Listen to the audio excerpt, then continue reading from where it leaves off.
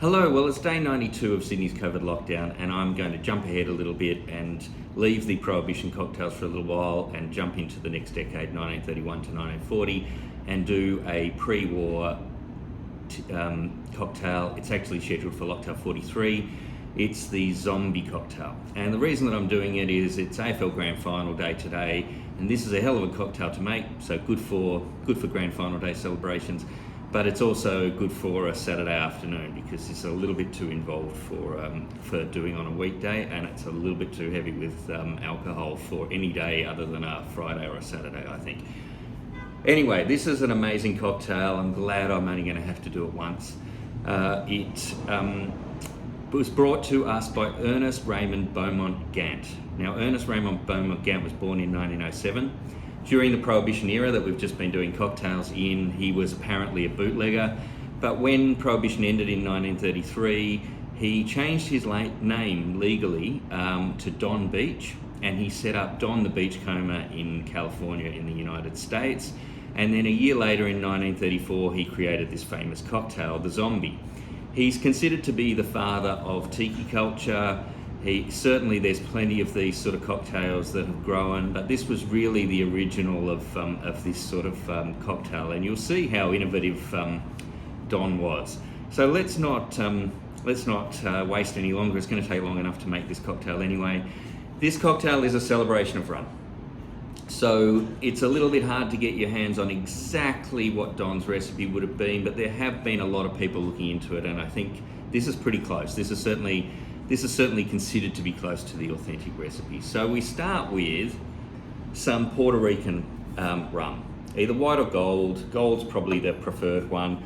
I'm making two of these, so I'm going to do two 45ml shots of this Bacardi rum. Now, Bacardi was originally Cuban, but these days they are made in Puerto Rico, and this Bacardi Gold rum is perfect. It's aged. To me, it's nicer than their standard clear rum, and perfect for this cocktail. So a celebration of Puerto Rican rum. Then we have 45 mils of Jamaican rum, aged as well if possible. And I've used this, I think, in one of the previous cocktails. This is 2005 plantation Jamaican rum. It's aged for about 15 years. Another lovely rum. So 45 mils for each cocktail of Jamaican gold rum. And then if two rums isn't enough, why not have three? So it calls for some Demerara rum. Now, sometimes some of the recipes have a little bit less of the Demerara rum. I think the Demerara rum's one of the nicest. I'm not taking the sweetness or the spice away from this cocktail, so I'm going with 45 mils of this amazing El Dorado 15-year age rum. Now, this is an expensive cocktail to make if you're using these sorts of rums. Probably rum lovers who love it, neat or on the rocks, shouting in horror. Don't worry, most of these rums are going to be reserved for exactly that, having as they are. But we're celebrating a really incredible and innovative cocktail here, so going to lash out a little bit on the rum. So that gives us our rum.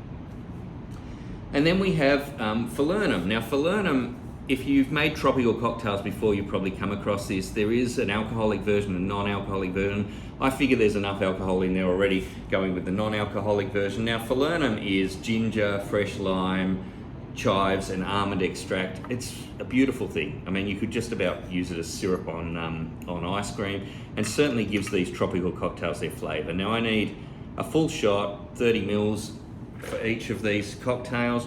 I certainly wouldn't skimp on the falernum.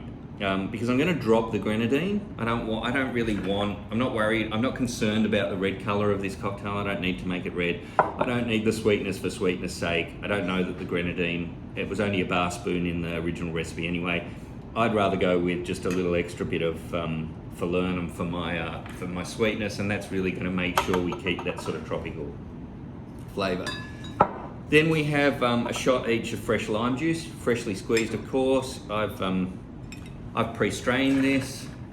What tropical cocktail isn't complete with lime juice in it? In fact, what rum cocktail doesn't have lime juice in it?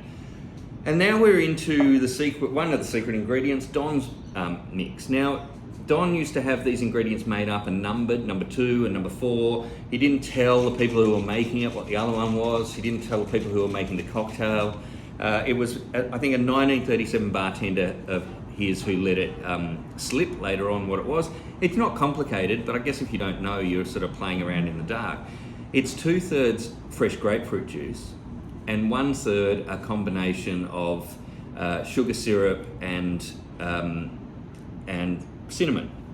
So basically, I'll put the recipe up on the site, but it's basically a sugar syrup with cinnamon infused through it, 2-to-1 strength. That makes up 1/3 of this. I've added a tiny little bit of vanilla, and it's also then 2/3 freshly squeezed grapefruit juice. And I've used ruby grapefruit juice. We had some of that left over from the last lot. Now it calls for only 15 mils of this per cocktail, and I think, you know, in Donn's, I think you need to up that a little bit. So I'm going to use a total of 40 mils across the two, so 20 mils in each. And then a dash of bitters. We're moving from the era of sort of Bocas and the earlier bitters into sort of the glory days of Angostura. So a couple of dashes per cocktail, so 2 of those each, 4 in total for the 2 that I'm making. And then it calls for a little bit of Pernod. Now, Pernod is star anise flavour plus some botanicals. It's very strong with star anise. Not one of my favourite flavours. You really don't want it to overpower this cocktail. It calls for 6 drops in each cocktail, so we're talking only about 2 to 3 mils. So I'm only going to put 5 mils, about 2.5 mils in each cocktail in the mix. So there's just a hint of that in the cocktail. No more than a hint. Now this is an incredibly, as I said, complicated cocktail, so let's just make sure we've got everything. We've got our 3 rums, we've got our falernum, we've got our lime juice, we've got our Donn's mix, we've got our bitters, we've got our Pernod, and we've got a bucket load of ice in here as well. Well, when I say a bucket load, not enough to dilute it that much. About 200 to 300 mils, I guess, in total across both cocktails, so about 100 to 150 mils worth of ice, water originally, and you need a blender. You need to blend this cocktail, and that's exactly what we're going to do.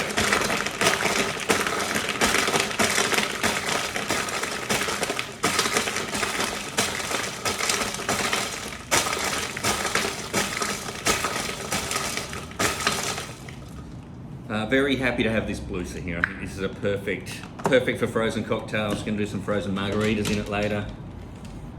Very kindly won that from the gym that I go to just before the COVID hit last year. So I've got 2 glasses here also with ice in them. Now this is where the Tiki Culture comes in. You can use a skull, you can use a tiki, you can use a glass pineapple, whatever shape you want. I've just got 2 large tumblers here. I know that's a little bit boring. We could have gone a little bit more exciting with that. So you can see that this is very much a tropical cocktail. It's very ice heavy. I mean, it's almost to the point of being a frappe, but it's certainly going to be very, very strong with alcohol. Now, before I garnish this, one additional option that you can do is you can basically make this a flaming cocktail. And if you want to do that, the way you do it is hollow out a lime, take the fleshy parts out, turn it inside out so you have a nice little bowl. That floats on the top of these cocktails like that. Then you get to add a 4th rum. Now I'm using this Plantation OFTD. They say that it's old-fashioned traditional dark, but apparently when the mixers tasted it, the OF stood for something else. It is very, very potent. This is nearly 70% alcohol. Now, if you've lit cocktails before, you'll know that anything sort of above about 40% alcohol, if it's warm, will set fire. But if you really want a flaming cocktail at sort of this colder ice sort of level, you need something much higher in content. And then hopefully as soon as we get, there we go, we get a little bit of warmth there. You can't see that yet because the thing about alcohol is it burns blue. But if you want to show people during the daylight that your cocktail's on fire, just get a little bit of cinnamon And if you dust the cinnamon over the top, you'll see those yellow. See that blue flame turn yellow as the cinnamon hits the flame. And then we'll garnish this with a little bit of grapefruit, a little bit of lime. We'll let those burn out. Just make sure that cover it with something if you want to put it out. Make sure you don't start drinking it while it's still burning. It's serious alcohol. It will burn you. There we have it.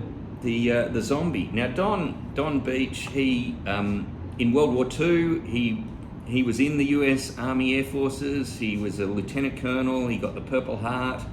Just shows you what an overachiever he was. And he didn't pass until 1989. He lived to the ripe old age of 82 despite these zombies. And apparently at Donn's the Beachcombers restaurant, patrons were only allowed two. No more than two of these cocktails. They're similar, maybe even more potent than a Long Island iced tea in strength, so they're really up there. I hope Melbourne wins the AFL Grand Final after so long without winning. Not my team, but that's who I'm going for. And whether you need to celebrate or whether you need to commiserate, maybe go and make yourself a lockdown cocktail, a locktail. Make it a zombie if you can get the ingredients for it, and join us for some more. There we go. Glad I only had to do this once.